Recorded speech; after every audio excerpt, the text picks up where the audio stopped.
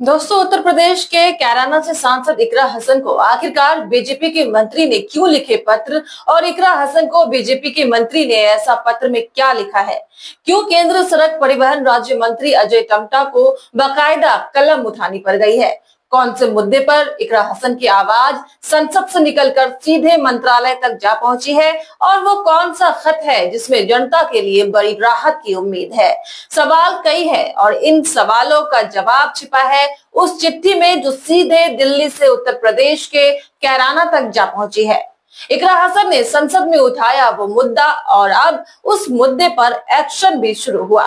क्या है ये पत्र और पत्र में क्या है लिखा? कौन सा डार्क स्पॉट हटेगा और कैसे सपा सांसद की मांग ने लोगों को राहत की उम्मीद दिलाई है, ये सब कुछ इस रिपोर्ट में हम आपको बताएंगे।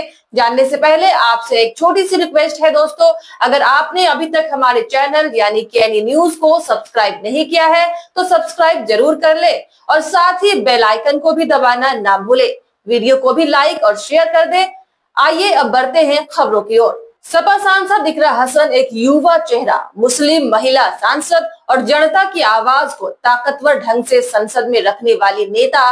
कैराना की जनता ने उन्हें अपने प्रतिनिधि के तौर पर और इकरा ने भी बार बार साबित किया है कि उनकी लड़ाई सिर्फ राजनीति की नहीं बल्कि आम लोगों की समस्याओं की भी है। इसी जज्बे के साथ उन्होंने 11 अगस्त को लोकसभा में नियम 377 के तहत एक ऐसा मुद्दा उठाया जिसने सीधे जनता की जिंदगी से जुड़ा सवाल खड़ा किया। इकरा हसन ने संसद में कहा कि शामली जिले के बलवा गांव के पास पानीपत खटीमा राष्ट्रीय राजमार्ग और दिल्ली यमुनोत्री मार्ग का जंक्शन एक खतरनाक डार्क स्पॉट बन चुका है जहां आए दिन सड़क हादसे होते हैं। उन्होंने मांग की कि इस जगह पर तुरंत ओवरब्रिज या फिर अंडर ब्रिज का निर्माण होना चाहिए ताकि जानलेवा दुर्घटनाओं से बचा जा सके। सांसद इकरा हसन की आवाज संसद से सड़क तक गूंजी और अब उसका असर भी नजर आया। महज 20 दिनों के भीतर केंद्रीय सड़क परिवहन और राजमार्ग मंत्रालय हरकत में आया और राज्य मंत्री अजय टम्टा ने 1 सितंबर को सांसद को एक चिट्ठी लिखी।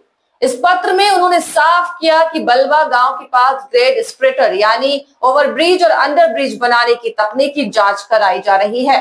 जो मांग उठाई थी अब उस पर सरकार ने आधिकारिक रूप से कार्रवाई शुरू कर दी है। ये सिर्फ एक पत्र नहीं है बल्कि जनता की उम्मीदों का जवाब है। सड़क हादसों से परेशान लोगों को अब राहत की नई किरण दिख रही है। बलवा गांव का ये चौराहा ट्रैफिक की बोझ और गाड़ियों के तेज रफ्तार की वजह से हमेशा खतरनाक बना रहता है। यहाँ रोजाना एक्सीडेंट होते हैं यहाँ पर और लोगों ने कई बार इसकी मांग भी की है कि कोई अस्थायी समाधान निकाला जाए, लेकिन उनकी आवाज अब असरदार बन चुकी है क्योंकि अब इकरा हसन ने इस दर्द को संसद में उठाया था और केंद्र सरकार को मजबूर कर दिया कि वो एक्शन ले। मंत्री अजय टम्टा ने अपने पत्र में साफ किया है कि तकनीकी जांच पूरी होने के बाद इसका फिर से निर्माण भी कर दे। ये कदम सिर्फ एक सांसद की जीत के तौर पर नहीं देखा जा सकता, पूरे क्षेत्र की जनता की जीत है। इकरा हसन का कहना है कि उनकी कोशिश यही है कि जनता सुरक्षित रहे।